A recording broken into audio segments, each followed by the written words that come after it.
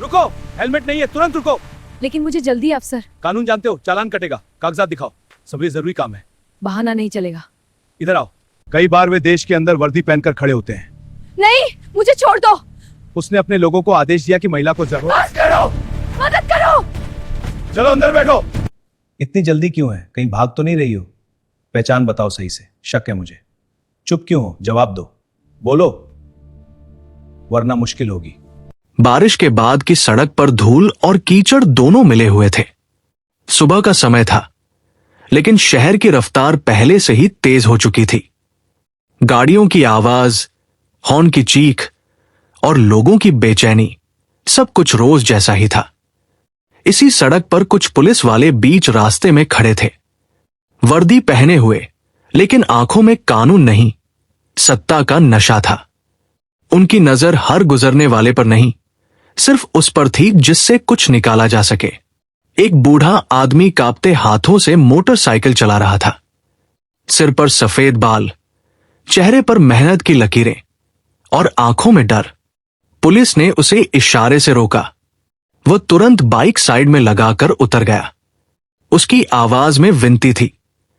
वह खेत जा रहा था, मजदूरों के लिए खाना ले जा रहा था, लेकिन उसकी बात किसी को सुननी नहीं थी। कानून की किताबें उस सड़क पर नहीं खुलती थी, वहां सिर्फ रेट लिस्ट चलती थी। इंस्पेक्टर ने बूढ़े को ऊपर से नीचे तक देखा, जैसे वो इंसान नहीं, कोई सामान हो। हेलमेट का बहाना बनाया गया, फिर रकम तय की गई। बूढ़े ने कहा कि नियम के हिसाब से चालान काटिए, जितना लिखा है उतना ही। उसकी यही बात सबसे बड़ा अपराध बन गई। बाइक जब्त करने का आदेश दिया गया। बूढ़े की आंखों में बेपसी उतर आई। वह समझ चुका था कि आज सच नहीं, ताकत जीतेगी। तभी दूर से एक बाइक तेजी से आती दिखी। उसे चला रही थी एक महिला। चेहरे पर थकान थी, लेकिन आंखों में अजीब सी दृढ़ता। उसने हेलमेट नहीं पहना था, और यही पुलिस के लिए मौका था। उसे भी रोका गया। महिला ने शांति से कहा कि उसे जल्दी है, एक जरूरी ड्यूटी पर निकलना पड़ा है। उसने हाथ जोड़कर जाने देने की बात कही, लेकिन शब्द जैसे दीवार से टकराकर गिर गए। इंस्पेक्टर के चेहरे पर मुस्कान आ गई। सवाल पूछे जाने लगे, आवाज ऊंची होती चली गई। महिला ने बताया कि बॉर्डर पर हालात बिगड़े हैं, उसे वहां पहुंचना जरूरी है। यह सुनते ही पुलिस वालों में हंसी खेल गई। उन्हें ये एक और बहाना लगा। सत्ता के नशे में डूबे लोगों को सच्चाई अक्सर मजाक लगती है। महिला का धैर्य टूटने लगा। उसने पहली बार कड़े शब्दों में कहा कि वह कानून जानती है और जो गलत हो रहा है उसे बर्दाश्त नहीं करेगी। यही बात इंस्पेक्टर को चुभ गई। उसे सवाल पसंद नहीं थे, खासकर वर्दी पहनने वालों से। उसने धमकी दी, बड़े नाम लिए, ऊपर तक पहुंचकर हवाला दिया। हर शब्द के साथ उसका घमंड बढ़ता जा रहा था। महिला ने साफ कहा कि चाहे मंत्री हो या कोई और, जो कानून के अंदर रहकर कानून से गद्दारी करेगा, उसे छोड़ा नहीं जाएगा। सड़क पर अचानक सन्नाटा छा गया। कुछ पुलिस वाले असहज हो गए, लेकिन इंस्पेक्टर का अहंकार और भड़क उठा। उसने आदेश दिया कि महिला को गाड़ी से उतरने को कहा जाए। बात अब चालान की नहीं, टकराव की हो चुकी थी। बूढ़ा आदमी ये सब देख रहा था। उसके मन में डर के साथ साथ अपराध बोध भी था। वह सोच रहा था कि अगर वह चुप रहा तो इस महिला के साथ कुछ भी हो सकता है। लेकिन उसकी आवाज कमजोर थी और हिम्मत सालों की मार से टूट चुकी थी। फिर भी उसके दिल में कुछ टूटने से पहले कुछ जाग भी रहा था। इंस्पेक्टर ने महिला को अपमानित करने की कोशिश की। इशारों में सौदे की बात की गई। यह वही पल था जब महिला की आंखों में आग साफ दिखने लगी। उसने कहा कि असली दुश्मन सिर्फ सरहद पर नहीं होते, कई बार वे देश के अंदर वर्दी पहनकर खड़े होते हैं। यह सुनकर इंस्पेक्टर ने सीमा पार कर दी। उसने अपने लोगों को आदेश दिया कि महिला को जबरदस्ती गाड़ी में बैठाया जाए। बूढ़े आदमी से रहा नहीं गया। उसने कांपती आवाज में विरोध किया। उसने कहा कि यह गलत है, यह कानून के खिलाफ है। जवाब में उसे धक्का दिया गया, अपमानित किया गया। सड़क पर खड़े बाकी लोग तमाशा देख रहे थे। किसी के पास समय नहीं था, किसी के पास साहस नहीं था। पुलिस की गाड़ी आगे बढ़ चुकी थी। महिला को ले जाया जा रहा था। बूढ़ा आदमी वहीं खड़ा रह गया, जैसे जमीन में गड़ गया हो। उसकी आंखों से आंसू बहने लगे। उसे लगा जैसे उसने फिर एक बार चुप रहकर गुनाह किया है। उसी वक्त उसने मन ही मन तय किया कि अगर वो अब भी नहीं बोला तो वो खुद को कभी माफ नहीं कर पाएगा। उसने आसपास देखा, फिर सड़क पर खड़े एक सैनिकों की गाड़ी की ओर दौड़ा। उसने पूरी घटना कांपती आवाज में बताई। सैनिकों के चेहरे बदल गए। यह अब सिर्फ एक महिला की बात नहीं थी, यह वर्दी की इज्जत और देश के कानून की बात थी। गाड़ी तुरंत आगे बढ़ी। सायरन की आवाज ने सड़क का सन्नाटा चीर दिया। कहीं आगे पुलिस की गाड़ी अब भी दौड़ रही थी। इंस्पेक्टर को लग रहा था कि वह जीत गया है, लेकिन उसे नहीं पता था कि यह कहानी अब उसके हाथ से निकल चुकी है। यह सिर्फ एक गिरफ्तारी की कहानी नहीं थी, यह उस दिन की शुरुआत थी जब डर की जगह जवाब आने वाला था। सायरन की आवाज धीरे धीरे तेज होती जा रही थी। सड़क पर चल रहे लोग पलट पलट कर देख रहे थे, लेकिन कोई नहीं जानता था कि उस आवाज के पीछे एक बड़ा सच दौड़ रहा है। सैनिकों की गाड़ी पूरी रफ्तार से आगे बढ़ रही थी। अंदर बैठे जवानों के चेहरे सख्त थे। यह सिर्फ एक शिकायत नहीं थी, यह वर्दी के अपमान की सूचना थी। उधर पुलिस की गाड़ी में माहौल बिल्कुल अलग था। इंस्पेक्टर सीट पर पीछे टिककर बैठा था।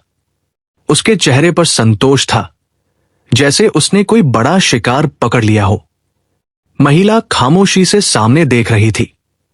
उसके हाथ बंधे नहीं थे, लेकिन हालात उससे भी ज्यादा जकड़े हुए थे। वह जानती थी कि अब हर शब्द, हर पल बहुत मायने रखता है। इंस्पेक्टर बीच बीच में तंज कसता रहा। कभी उसकी जल्दी पर सवाल, कभी उसकी पहचान पर शक। महिला ने जवाब देना जरूरी नहीं समझा। उसने खुद को शांत रखा।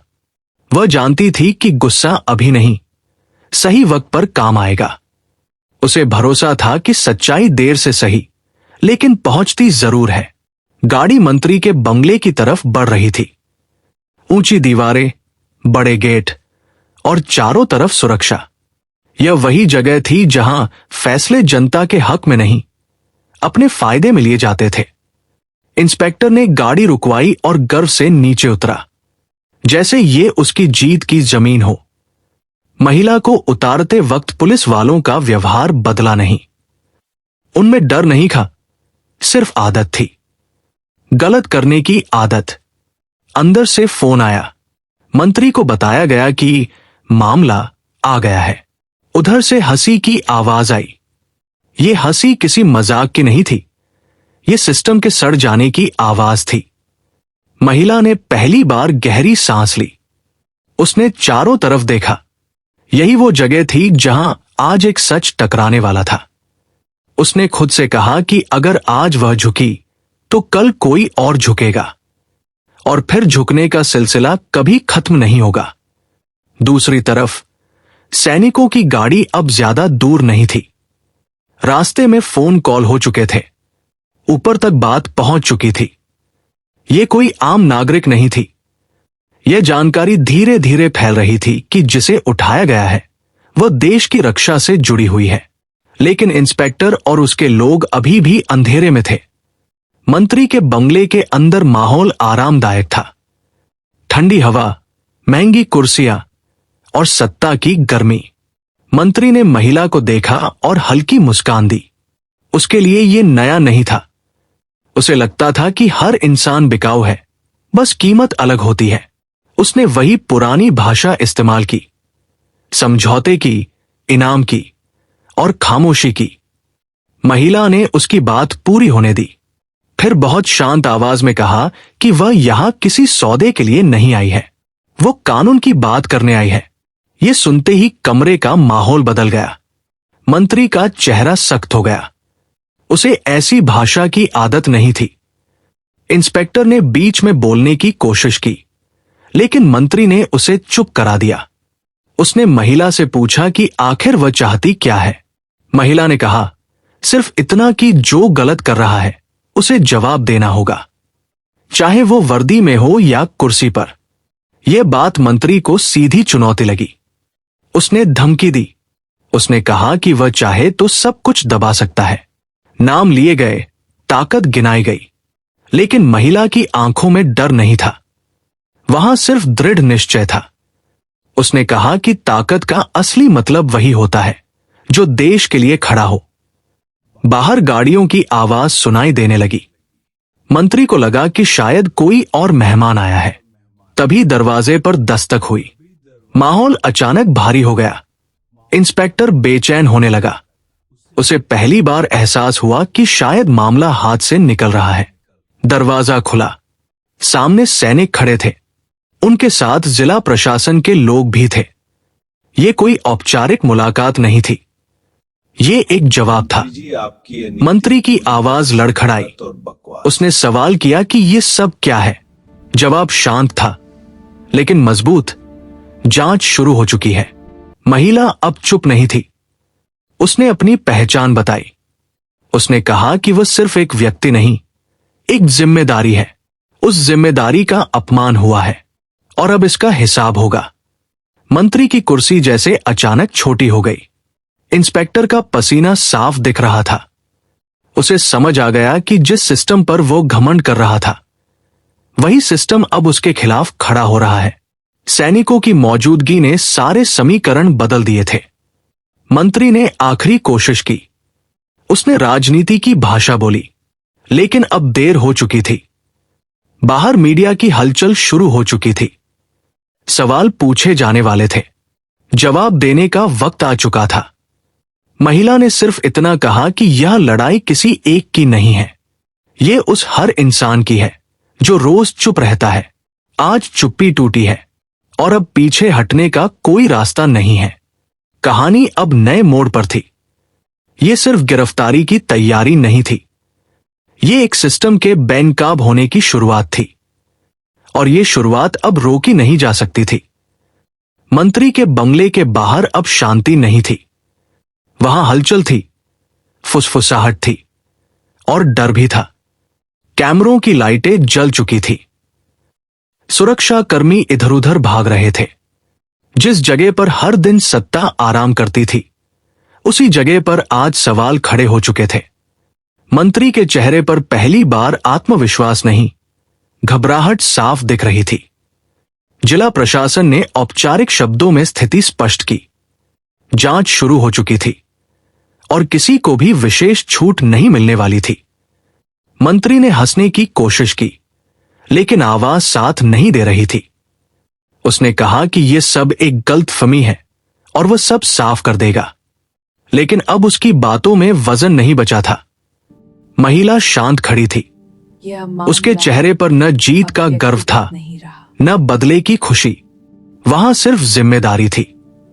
उसने कहा कि यह मामला अब व्यक्तिगत नहीं रहा, यह उन सबका है जिनसे सालों से जबरन वसूली की गई, जिन्हें डराया गया और जिनकी आवाज दबाई गई। इंस्पेक्टर एक कोने में खड़ा था। उसकी आंखों के सामने पिछले कई साल घूम रहे थे। सड़कें, चालान, वसूली, धमकियां। उसे हमेशा लगता था कि वह सुरक्षित है।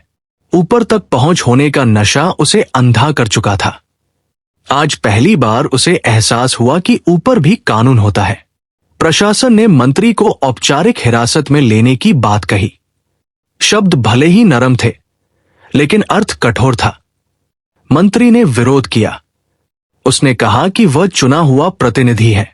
जवाब साफ था, कानून के सामने कुर्सी और आम आदमी बराबर होते हैं। बाहर खड़े लोग ये सब देख रहे थे। कुछ वही चेहरे थे जो रोज सड़क पर डरकर सिर झुका लेते थे। आज उनके लिए ये किसी चमत्कार से कम नहीं था।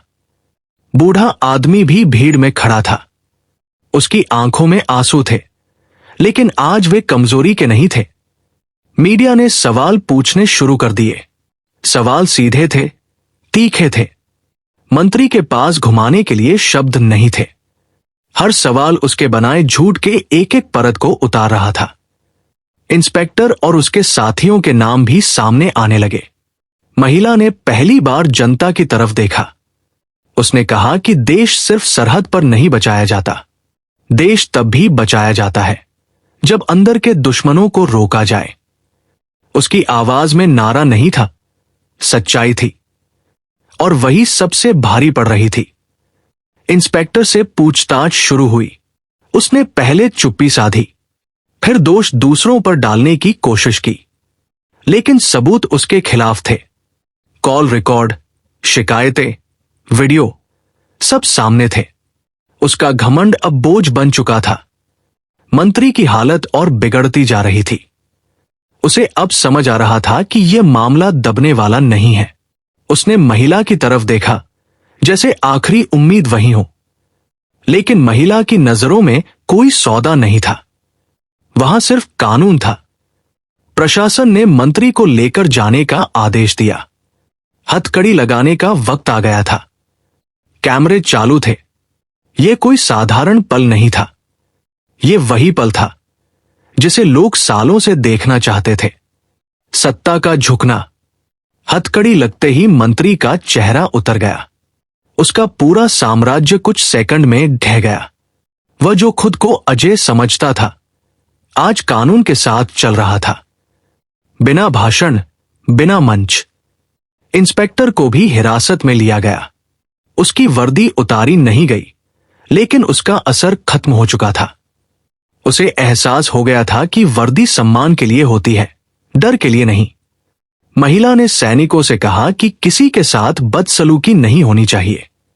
कानून बदले के लिए नहीं, इंसाफ के लिए होता है। यह सुनकर कई लोग हैरान थे। इतनी ताकत के बाद भी इतनी संयमित बात। बूढ़ा आदमी आगे बढ़ा। उसने कांपती आवाज में महिला का धन्यवाद किया। उसने कहा कि आज पहली बार उसे लगा कि उसकी आवाज सुनी गई। महिला ने जवाब में सिर्फ इतना कहा, आप चुप नहीं रहे, वही सबसे बड़ी बात है। रात गहराने लगी थी। मंत्री और इंस्पेक्टर गाड़ियों में ले जाए जा चुके थे, लेकिन ये अंत नहीं था। ये तो बस शुरुआत थी। जांच आगे बढ़नी थी। और भी नाम सामने आने थे। महिला ने आसमान की तरफ देखा। उसे पता था कि असली लड़ाई अभी बाकी है। सिस्टम एक दिन में नहीं बदलता, लेकिन एक दिन जरूर शुरू होता है। और आज वही दिन था। सड़क पर वही शहर था, वही लोग, लेकिन हवा में कुछ बदला हुआ था। डर थोड़ा कम था, उम्मीद थोड़ी ज्यादा। और यही बदलाव सबसे खतरनाक होता है उन लोगों के लिए जो अंधेरे में राज करते हैं। कहानी अब उस मोड़ पर थी जहां फैसला होना बाकी था। यह तय होना बाकी था कि यह आग सिर्फ चमकेगी या फैलकर पूरे सिस्टम को जला देगी।